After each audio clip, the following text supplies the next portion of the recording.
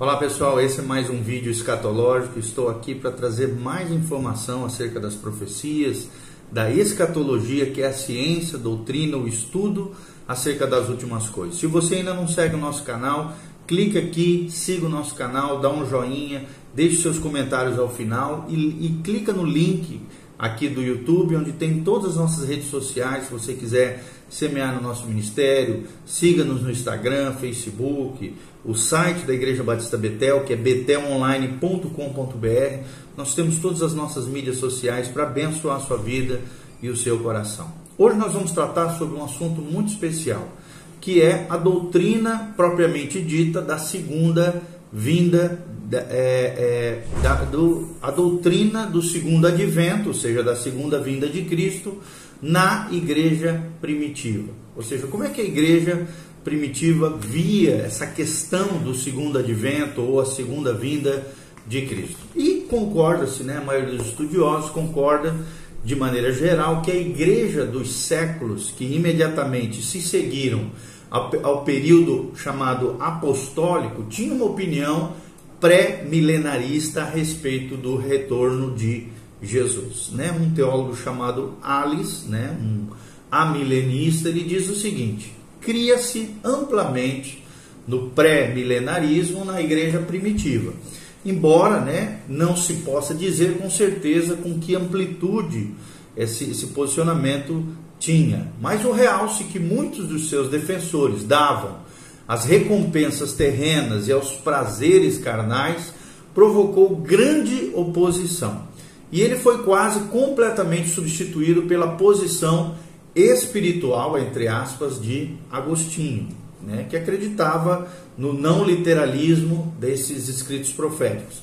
Então reapareceu aqui sob formas extravagantes, também por ocasião da reforma, notadamente entre os anabatistas, novamente esse pré-milenarismo. Bengel e Medi, que são dois também estudiosos, estiveram entre os primeiros estudiosos aqui da distinção da atualidade a defender o pré-milenarismo. Mas não foi senão no início do século passado, ou seja, aqui do século XX, do século XIX principalmente, que ele passou a influenciar na atualidade as questões escatológicas. Desde então tornou-se cada vez mais popular e muitas vezes se ouve a declaração de que a maioria dos líderes evangélicos na igreja de hoje é pré-milenarista. Nós, obviamente, somos pré-milenaristas, ou seja, acreditamos em eventos que hão de acontecer antes do milênio literal de Cristo sobre a Terra. Whitby é um dos também, geralmente ele é considerado o fundador do pós-milenarismo. Ele escreve também falando um pouquinho sobre isso. Ele diz que a doutrina do milênio, ou o reino dos santos na Terra, também como é conhecida por 1000 anos, é agora rejeitada por muitos católicos romanos e por parte também dos protestantes, principalmente os mais tradicionais. Mesmo assim, foi considerada essa teoria pré-tribulacionista pelos melhores cristãos por 250 anos, dentro de uma tradição, também dentro da própria tradição apostólica nós vemos isso, e como tal é apresentada por muitos pais do segundo e do terceiro século, que falam dela como a tradição do nosso Senhor e dos seus apóstolos e de todos os antigos que viveram antes deles, que nos contam as próprias palavras nas quais ela lhes foi entregue, ou seja, as escrituras que eram assim interpretadas então, e dizem que ela foi mantida por todos os cristãos que eram exatamente, na antiguidade, chamados de ortodoxos. Ela foi também recebida não apenas nas partes orientais da igreja. Lembre-se que na antiguidade existia a igreja oriental, grego-ortodoxa, e a igreja ocidental, católica romana. Então ela foi recebida não apenas nas partes orientais da igreja, por Papias, por exemplo, na região da Frígia, atual Turquia, antigo Império Grego-Macedônio, por Justino também na Palestina, por Irineu na Gália, já é uma região ali da Itália, Nepo no Egito também, Apolinário, Metódio, tudo pais da igreja primitiva, Metódio aqui no oeste e no sul, Cipriano, Vitorino lá na Alemanha também, Tertuliano, que teve seu ministério no norte da África, Lactâncio, na região da Itália, Severo, que foi um outro pai da igreja, e também pelo Concílio de Nicéia, no ano 323 depois de Cristo. Você pode ver isso na obra Theocratic Kingdom, ou Reino Teocrático, de G.N.H. Peters. Ele faz essa menção dessas informações que nós estamos trazendo para você. Então, o fato de tais concessões, né, pensando um pouquinho nisso que Peters fala, pelo fato de tais concessões serem feitas por oponentes do próprio pré-milenarismo, deve-se apenas ao fato de que a história relata que essa foi a crença universal da igreja por mais de 250 anos após a morte de Cristo. Então, tem uma lista de historiadores que admitem o fato. Scaff, né, é um outro erudito, teólogo também, estudioso da palavra de Deus. Philip Scaff, na sua obra History of the Christian Church, ou História da Igreja Cristã, ou do Cristianismo Eclesiástico, no tomo 2, ele diz que o ponto mais marcante da escatologia da era pré-nicena é a proeminência do quiliasmo. O que é o quiliasmo? É a crença nos 1000 anos literais do reinado de Cristo na Terra, ou também chamado de milenarismo, que é a crença num reinado visível de Cristo em glória na Terra, com os santos ressurretos por 1000 anos, antes da ressurreição geral e do juízo final, que é o juízo do grande trono branco. Então, essa certamente não foi a doutrina incorporada a algum credo ou forma de devoção, né, na antiguidade, sendo antes uma posição amplamente aceita por patriarcas da igreja e mestres ilustres do cristianismo na antiguidade. Harnack, um outro estudioso erudito, também nos diz, né, mencionado aqui por Schaeffer, ele diz que a doutrina do segundo advento de Cristo e do reino milenial aparece tão cedo na história da igreja cristã que cabe perguntar se não deveria ser considerada parte essencial da religião cristã. E a resposta é claro que sim, deveria ser. Quais são os maiores expoentes do pré-milenarismo? Posicionamento da qual nós também fazemos parte aqui. O pastor Volteni faz parte, o pastor Giovanni, todos os pastores da Igreja Batista Betel acreditam no pré-milenarismo. Então, talvez aqui a maior compilação desses defensores do pré-milenarismo dos primeiros séculos tenha sido feito por Peters, né?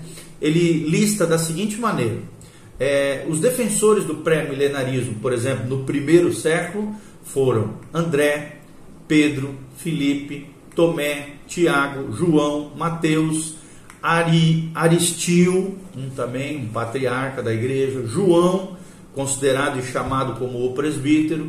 Todos esses são citados por Papias, também que era um patriarca da igreja primitiva, e que, segundo Irineu, ouviu João pessoalmente e foi amigo também de Policarpo, outro pai da igreja.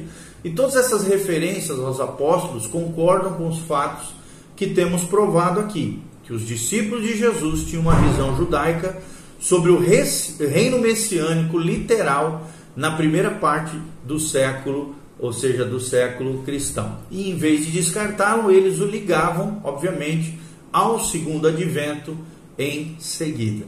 Outro grande proeminente foi Clemente de Roma, né?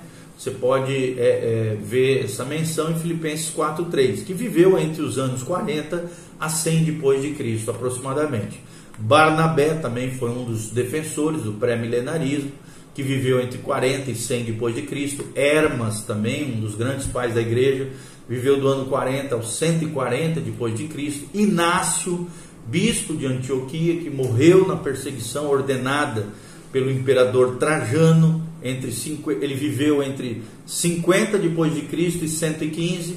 Policarpo também, que foi um dos grandes bispos da igreja primitiva, foi bispo na cidade de Esmirna, foi discípulo direto do apóstolo João, que viveu entre 70 e 167 depois de Cristo. E Papias, como nós já mencionamos, foi bispo na cidade de Herápolis, que viveu entre os anos 80 e 163 depois de Cristo.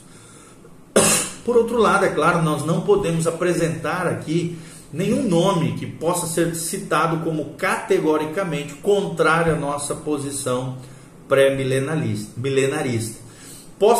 Segundo lugar também é que possa ser citado como alguém que ensinou, sob qualquer forma ou qualquer sentido, a doutrina dos nossos oponentes. Então, ou seja, oponentes aqui que eu falo são pessoas que têm posicionamentos contrários ao pré-milenarismo. Quem são também os defensores do pré-milenarismo a partir do segundo século? Nós vemos o primeiro dele, Potino, que também foi um mártir cristão, que viveu dos anos 87 a 177 d.C. Justino Mártir, também famoso, que viveu entre os anos 100 e 168 d.C. Melito, que foi bispo de Sardes, viveu entre os anos 100 e 170 d.C. Egísipo, que viveu entre 130 e 190 d.C. Taciano, que viveu entre 130 e 190 d.C. Irineu, que também foi mártir e viveu cerca de 140 d.C. a 202.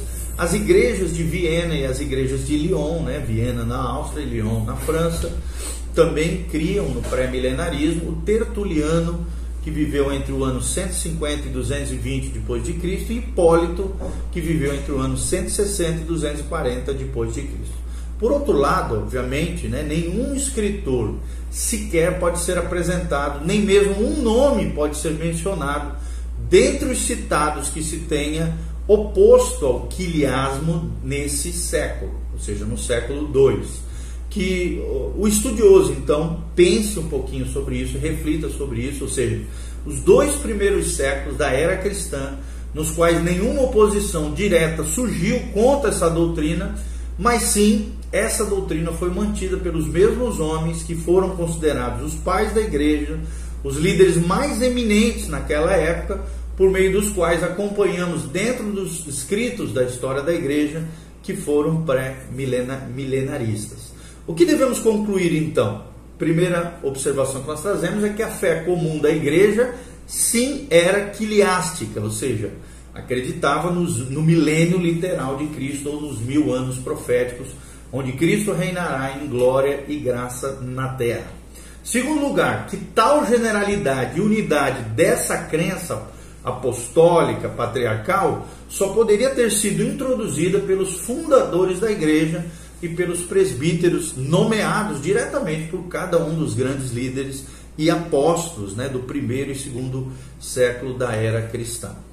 Os defensores também do pré-milenarismo, no terceiro século, nós também podemos citar Cipriano, Cômodo, Nepo, que foi bispo de Arsinói, Corácio também, Vitorino, Metódio, Lactâncio, todos esses foram citados por Petrus como defensores do pré-milenarismo. Então, embora todos os homens citados, que nós citamos nesse vídeo aqui, sejam sempre igualmente claros, alguns deles, obviamente, falaram de forma inequívoca quanto à sua posição pré-milenarista. Clemente de Roma, por exemplo, escreve, mencionado aqui por Charles Hyde, na sua obra The Basis of the Premillennial Faith, ou As Bases da Fé